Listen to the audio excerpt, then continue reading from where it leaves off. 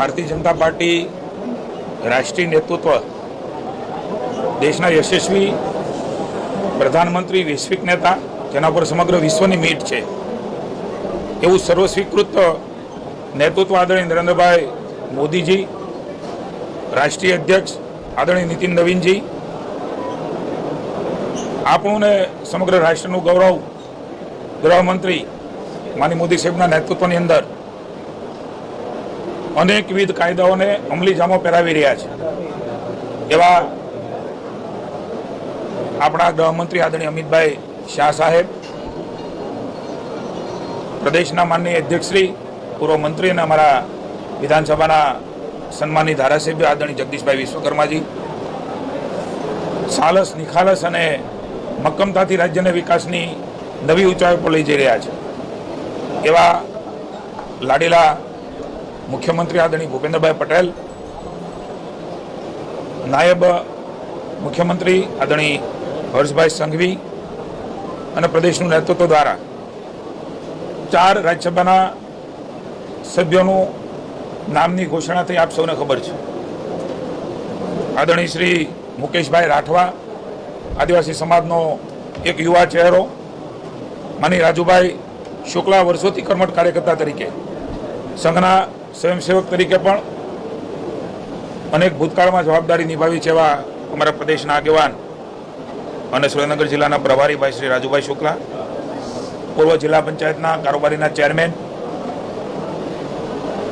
જીતેન્દ્રભાઈ કણઝરિયા, બક્ષીપંચ મોરચાના પ્રદેશના અધ્યક્ષ, યુવા મોરચામાં પણ જવાબદારી નિભાવી છે, પાર્ટીમાં પણ નિભાવી છે એવા શ્રી માનસિંહભાઈ પરમાર, જીતેન્દ્રભાઈ પણ બક્ષીપંચ મોરચાના મહામંત્રી તરીકે કામગીરી કરી છે એવા 4 ઉમેદવારોનું આજે નામાંકન પત્ર એ આજે સચિવાલયમાં ચૂંટણી અધિકારી શ્રી પંડ્યાજીની આપ્યું છે.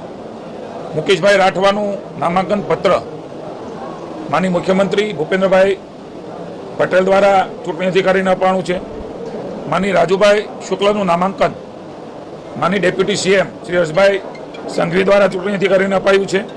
પ્રદેશના અધ્યક્ષ, પૂર્વ મંત્રી અને રાજ્યનું ભારતીય જનતા પાર્ટીનું નેતૃત્વ સંગઠનનું કરે છે સફળતાપૂર્વક, જેમણે રાજ્યમાં હમણાં ચૂંટણીઓ સ્થાનિક સ્વરાજ્યની અને નેતૃત્વમાં જીત્યા છે એવા આદરણીય જગદીશભાઈ, જીતેન્દ્રભાઈ કણઝરિયાનું ફોર્મ એ નામાંકન પત્ર એ ચૂંટણી અધિકારીને અર્પણ કર્યું છે. કનુભાઈ દેસાઈ, માની મંત્રીશ્રીએ માનસિંહભાઈ પરમારનું ફોર્મ એ ચૂંટણી અધિકારીને અમારા તમામ ઉમેદવારોની ઉપસ્થિતિમાં આજે નામાંકન દાખલ કર્યું છે.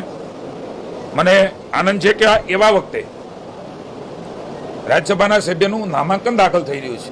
હું 4 અમારા ઉમેદવારો છે જે ભાવિ રાજ્યસભાના સભ્યો છે, એમ કહું તો પણ ખોટું નથી, રાજ્યસભાના સભ્ય બની ગયા છે એવું કેવું તો પણ પત્રકારોની વચ્ચે મને એવું લાગે છે કે ખોટું નથી. એવા અમારા 4 રાજ્યસભાના સભ્યો ભાગશાળી છે.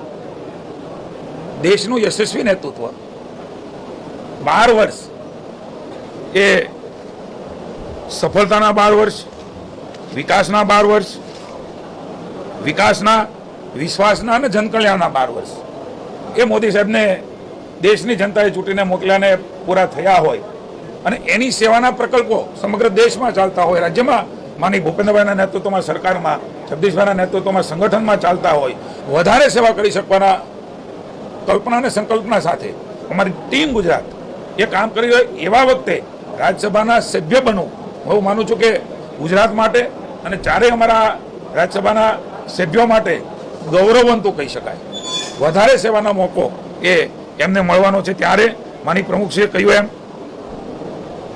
કોંગ્રેસ મુક્ત ગુજરાત, હું એમ કહીશ કે હજી તો એ સ્કૂટીની થશે, પછી બિનહરીફ જાહેર થવાના છે, પણ ચિત્ર સામે દેખાઈ રહ્યું છે. કોંગ્રેસ મુક્ત ગુજરાત આ કલ્પના એ ગુજરાતે શરૂઆત કરી છે. નરેન્દ્રભાઈનું હોમ પ્રદેશ જનતા જનાર્દનના આશીર્વાદથી ગુજરાતમાંથી એક પણ રાજ્યસભાનો સભ્ય ન હોય એવી 1960 એટલે ગુજરાત બન્યું ત્યારથી પહેલી ઘટના, આ ઐતિહાસિક ઘટનાનું ગુજરાત સાક્ષી બન્યું છે. હું ગુજરાત રાજ્યની જનતાનો આભાર માનું છું. એમના કારણે આ શક્ય બન્યું છે. એમણે ભારતીય જનતા પાર્ટી પર વિશ્વાસ મૂક્યો છે. પ્રતિનિધિઓ એ એટલા ચૂંટ્યા છે અમારા, કોંગ્રેસને ફોર્મ ભરવાની પણ હિંમત ન ચાલે એ પ્રકારે જનતાએ અમને આશીર્વાદ છે. માત્ર 12 ધારાસભ્યો, વિપક્ષનું પણ સ્ટેટસ જેને નથી મળ્યું. વારે તહેવારે ભારતીય જનતા પાર્ટીને કોશવા નીકળેલી કોંગ્રેસને હું કહું છું, આત્મખોજ કરો. 30 વર્ષથી રાજ્યની જનતાએ તમને મોકો નથી આપ્યાનો અર્થ એ થાય છે કે તમે કરેલા કામો, ભૂતકાળમાં તમારો ભવ્ય ખરડાયેલો ઇતિહાસ એ વર્તમાનને નવી પેઢી પણ ભૂલી શકે એવું નથી. જ્યારે જ્યારે સત્તા ઉપર આવ્યા છો ત્યારે સત્તાના મદમાં, એના અહંકારમાં જનતાને લૂંટવાનું પાપ એ દેશમાં એ રાહુલજીએ અને રાજ્યમાં કોંગ્રેસના નેતૃત્વમાં થયું છે. ગુજરાત એનું સાક્ષી રહ્યું છે. કોઈ અહંકારથી વાત અમે નથી કરતા, પણ અમારી જવાબદારી વિશેષ વધે છે.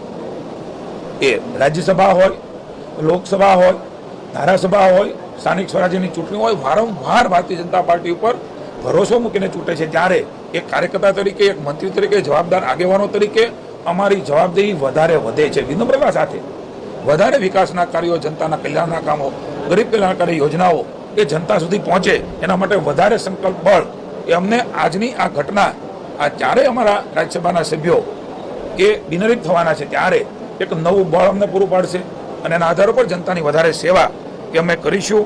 હું આ તકે પુનઃ એકવાર ગુજરાતની જનતાનો આભાર માનું છું. આ શરૂઆત છે. આવનારા સમયમાં પાણી વગર માછલી તડફડે એમ કોંગ્રેસ એ માત્ર સત્તા વગર તડફડતી હોય એ પ્રકારના દ્રશ્યો, એ પ્રકારની વાતો, એ પ્રકારના જનતાને ભડકાવવાના પ્રયાસો એ સતત વિપક્ષ કરતો રહ્યો છે. પણ ગુજરાતની શાણી જનતા ક્યારેય એમની વાતમાં એવું નથી. ગ્રામ પંચાયતથી માંડીને પાર્લામેન્ટ સુધીનો ભરોસો મૂક્યો છે. ત્યારે પુનઃ એકવાર જનતાનો 2 હાથ જોડીને ભારતીય જનતા પાર્ટી વતી અને સરકાર વતી અમે ઋણ સ્વીકાર કરીએ છીએ, આભાર માનીએ છીએ અને તમામ અમારા રાજ્યસભાના સભ્યશ્રીઓને ખૂબ ખૂબ શુભકામના આપું છું.